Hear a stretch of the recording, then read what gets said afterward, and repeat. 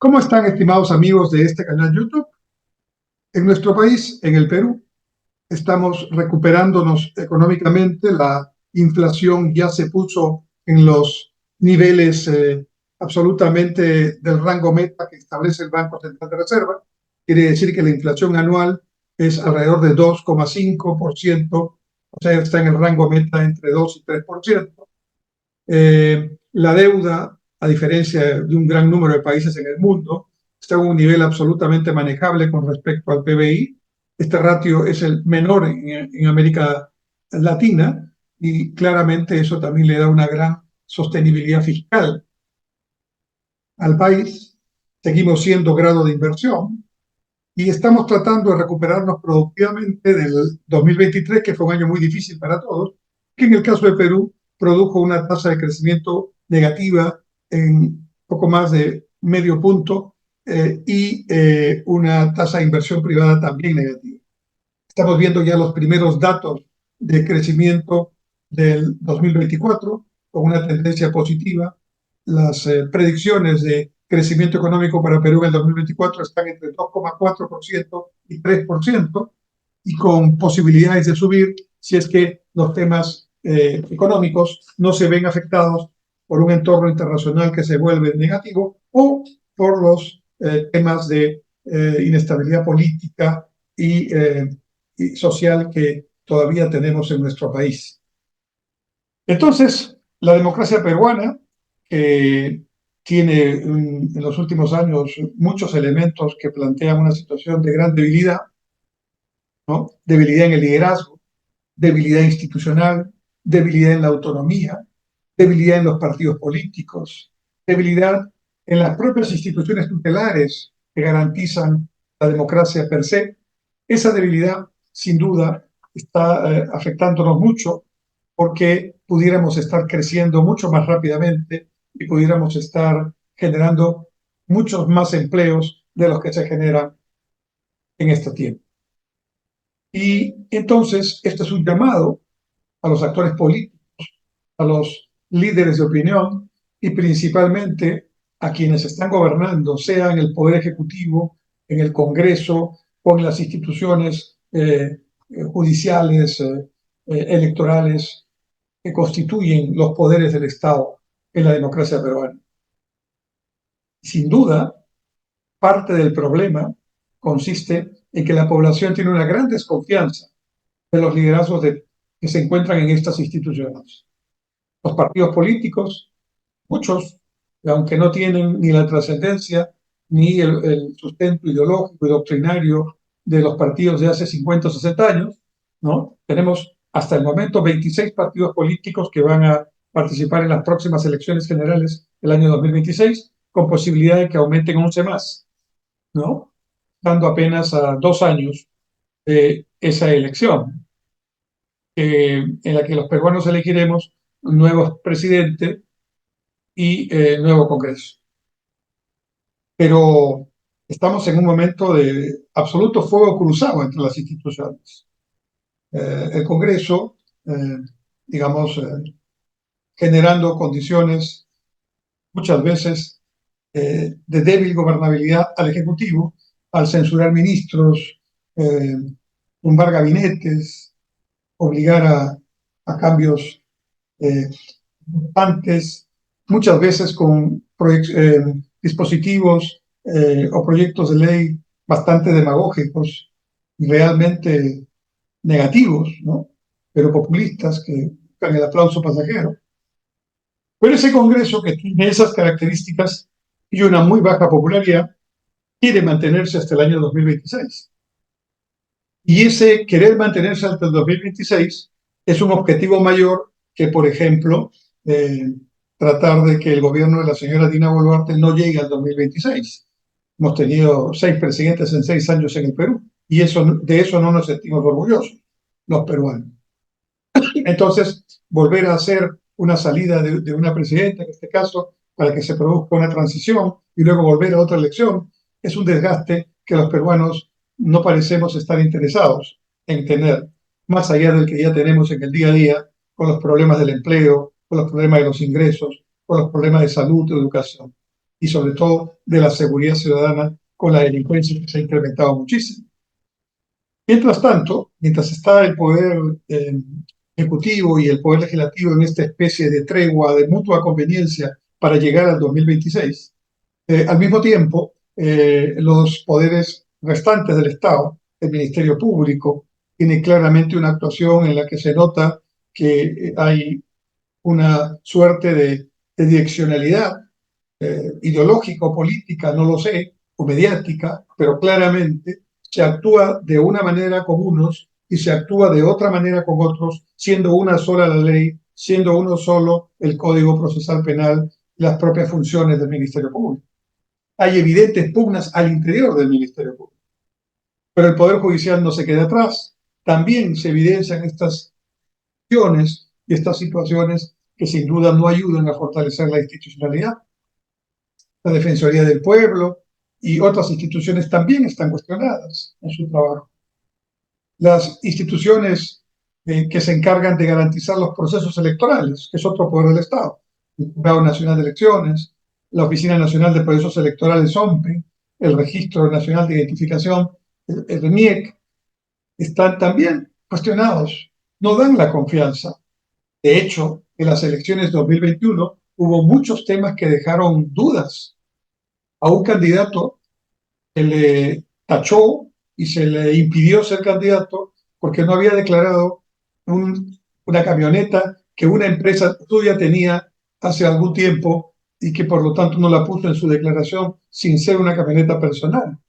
Sin embargo, a la señora Boluarte, que es la actual presidenta constitucional, la dejaron participar como candidata a la vicepresidencia entonces, cuando estaba prohibido, según la ley electoral, que un funcionario electoral participe en una elección como candidato o candidata.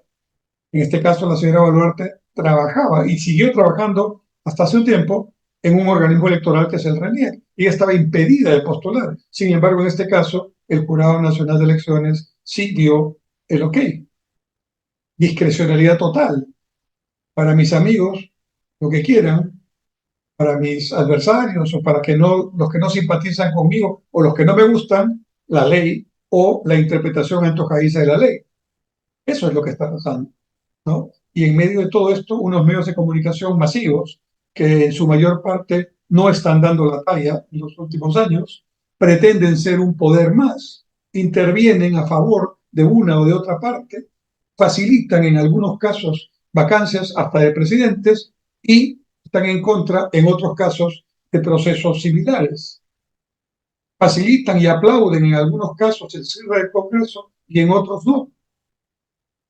Facilitan en algunos casos con su cobertura informativa ciertas actuaciones del Ministerio Público, pero con hechos similares y métodos similares y las mismas normas están en desacuerdo en otros temas. Entiendo que la libertad de prensa es uno de los fundamentos de la democracia. Yo soy un entendido, un convencido de que ello es así. Aunque el periodismo no te guste la forma como actúa, tiene que haber un periodismo libre, pero también tiene que haber un periodismo responsable, un periodismo que opine, pero que también ponga las posiciones para que el elector o para que el lector o el oyente o el televidente tome su propia posición. Tomar partido es muy peligroso para que ese periodismo libre, que debe ser libre, realmente ayude al proceso. De manera que también los medios de comunicación, en algunos casos seguramente por simpatías ideológicas o en otros casos por tratar de tener recursos de publicidad del Estado, han tenido pues actuaciones no muy adecuadas, yo diría que bastante, éticamente discutibles en los últimos tiempos, ¿no? Y por otro lado, los partidos políticos, los anteriores y los nuevos, están absolutamente, hablando futbolísticamente, fuera de lugar, en offside, ¿no? No forman nuevos liderazgos, no renuevan sus cargos directivos, no renuevan sus planteamientos programáticos, ni discuten y actualizan sus fundamentos ideológicos, no hacen trabajo de político durante todo el año, sino solamente cuando se acerca la campaña electoral. Finalmente, tienen también acciones poco transparentes De manera que lo que el ciudadano ve solamente son políticos que quieren llegar al poder, así lo dice el ciudadano común, para luego cuando llegan olvidarse de uno, pero que no tienen propuestas significativamente asociadas a lo que le interesa a la gente, ni tampoco seriamente estudiadas en cuanto a su financiamiento, a su factibilidad, a su temporalidad y al impacto que esto puede tener en la vida de la gente. Podríamos seguir. Pocas instituciones se salvan de esta debilidad y de esta crisis que estoy comentando, ¿no? El Banco Central de Reserva, por ejemplo, cuyo presidente Julio Velarde y sus directivos y sus técnicos han podido mantener, de hecho, una política de Estado a lo largo de más de 20 años que explica claramente el resultado. Una política monetaria estable y una autoridad monetaria independiente que es analizada y que es considerada una de las mejores en el mundo por los especialistas. Nuestro Ministerio de Relaciones Exteriores, con su formación eh, muy solvente en la academia diplomática, con nuestros diplomáticos de gran calidad, como lo han demostrado en diversas circunstancias, y que también siguen una carrera, al igual que en el Banco Central. Los técnicos negociadores del MINCETUR, del Ministerio de Comercio y Turismo, que mantienen durante más de 20 años políticas de Estado para generar ya 22 tratados de libre comercio y acuerdos de amplio espectro con diferentes países y bloques regionales del mundo, lo que le da un gran juego, una gran posición de solidez a la economía peruana en su relación comercial con el mundo. Pero lamentablemente no puedo seguir con muchas más instituciones, ¿no? Creo que hay que mencionar, sin embargo, la actuación de los mandos militares de nuestras Fuerzas Armadas.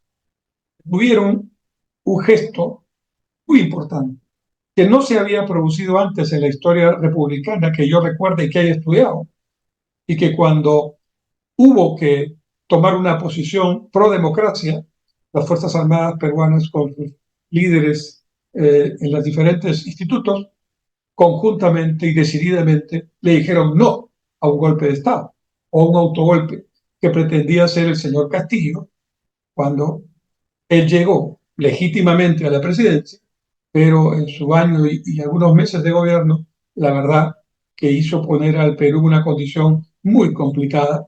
Y cuando él mismo se vio, el señor Castillo, encerrado en medio de sus propias acciones absolutamente inadecuadas, absolutamente faltas de un mínimo de coherencia, de solidez, de estudio, de preparación, allí pretendió ante todo el país y por televisión en directo desarrollar un golpe de Estado.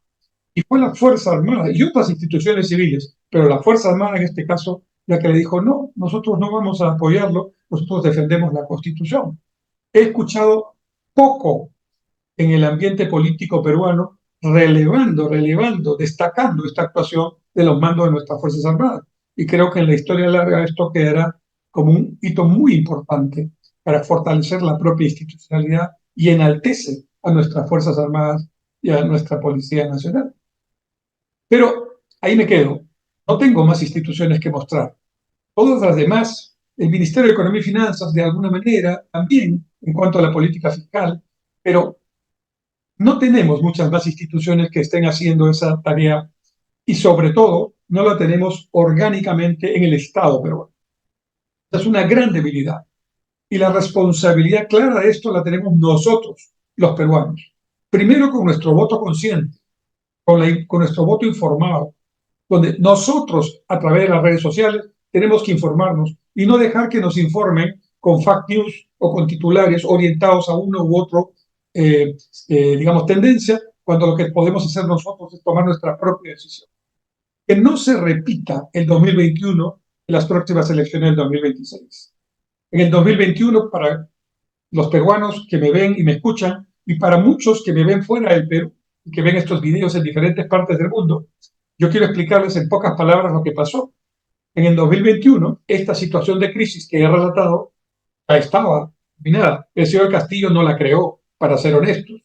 Pero el señor Castillo y la señora Boluarte, que eran parte de su fórmula presidencial, fueron un resultado de esa crisis, fueron producto de esa crisis. En circunstancias normales, con una democracia sólida y con liderazgos afianzados y creíbles, ni siquiera probablemente hubieran sido candidatos. pero las circunstancias llevaron a que se produjera, primero, un gran desorden, ¿no? Y un fraccionamiento de los líderes de los partidos más importantes, de centro, centro derecha, derecha, en fin, que es la mayoría, ¿no? Y esos partidos, que fueron muchos más que los partidos de izquierda, en lugar de tener uno o dos líderes que aglutinaran esa posición, se dividieron en 6 o 7 liderazgos que obviamente dividieron el voto, ¿no? Lo segundo es que hubo también una gran responsabilidad y apatía de muchos ciudadanos que, cansados de esta crisis y diciendo tuve lo mismo, no fueron a votar, o yendo a votar para no pagar la multa, terminaron votando en blanco o votando viciado. Y esos dos votos se sacan de la contabilidad, no son válidos. Y solamente se cuentan los votos realmente por alguna candidatura. Y al hacer eso, 7,5 millones de peruanos o no fueron a votar o votaron blanco viciado en la primera vuelta. Al hacer eso, más la fragmentación de los partidos más importantes ante la total falta de capacidad de juntarse y de renuncia de los líderes de entonces, de los partidos más importantes, resultó que un partido de izquierda, de ultraizquierda, que ni siquiera presentó un plan de gobierno, sino un manifiesto político, ahora está en la página web del Jurado Nacional de Elecciones y que es claramente un manifiesto político marxista-leninista, así dice, ¿no? Claramente ese candidato, ese Castillo, con un 11% real de la votación, que se convirtió en cerca de 18% sacando los votos no válidos, pasó a la segunda vuelta con la señora Fujimori, pero la señora Fujimori más el señor Castillo, entre los dos, eran menos votos que los 7,5 millones que no fueron a votar, que votaron blanco y bichado. Así se llegó al 2021. Esto no puede repetirse el 2026. En este canal YouTube vamos a hacer mucha pedagogía para explicar hasta el cansancio cuáles son las características, los trascendidos, los trasfondos, la consistencia de las propuestas de los candidatos que van apareciendo hacia el 2026. Tenemos que tener vocación de renuncia para que no haya pues tantos candidatos, no que estos tengan la capacidad de formar un bloque, un frente, varios tal vez, de varias tendencias, pero 2, 3 o 4 sobre los que orienten el voto. Y allí sí, entonces tendremos una votación mucho más adecuada para la gobernabilidad y la gobernanza que son tan necesarias en el Perú y en cualquier parte del mundo. No hagamos lo mismo que el 2021, el 2026. Y pare ya el fuego cruzado entre instituciones que solo debilita más lo que ya está bastante debilitado y no aprovecha las potencialidades culturales, históricas y económicas, la estabilidad económica que tiene el Perú. Gracias a Dios.